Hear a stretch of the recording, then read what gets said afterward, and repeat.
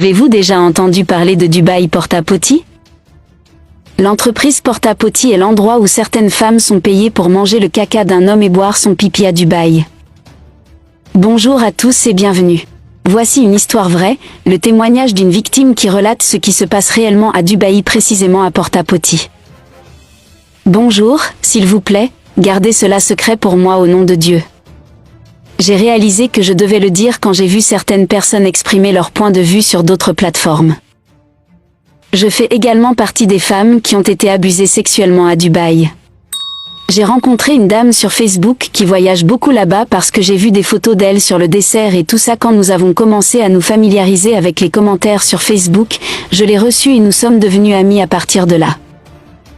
Elle m'a dit plus tard comment elle gagnait de l'argent en allant à Dubaï et qu'elle couchait avec une personne qui gagnait de l'argent et achetait des vêtements et des parfums pour venir les vendre, mais je lui ai dit qu'elle pouvait emmener quand elle y allait.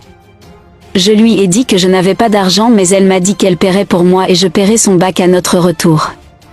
Nous sommes devenus si proches maintenant qu'elle m'a fait confiance.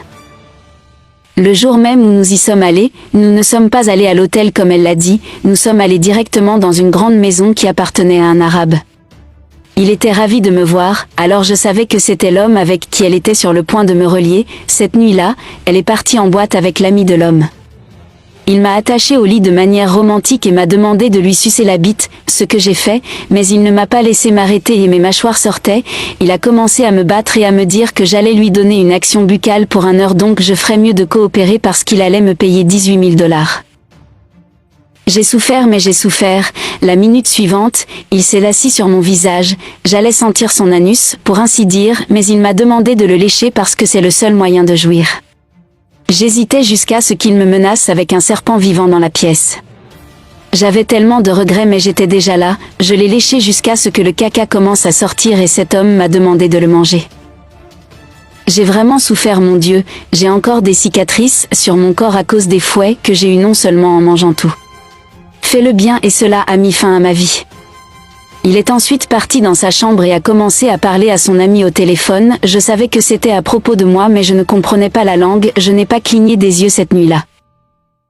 Le lendemain, mon ami m'a insulté et m'a dit à quel point j'avais réservé un vol pour que je rentre chez moi et m'a donné 5 700 $. Je n'ai pas survécu à cela et cela fait presque 1 an. J'envisage de mettre fin à mes jours. Je ne sais pas quoi faire. Je me suis présentée à la police ici pour arrêter la dame, mais ils n'arrêtaient pas de me secouer, l'un d'eux m'a dit que c'était même de ma faute. Quand vous voyez ces modes de vie sur les réseaux sociaux, vous n'avez aucune idée de ce que ces gens font pour obtenir le style de vie.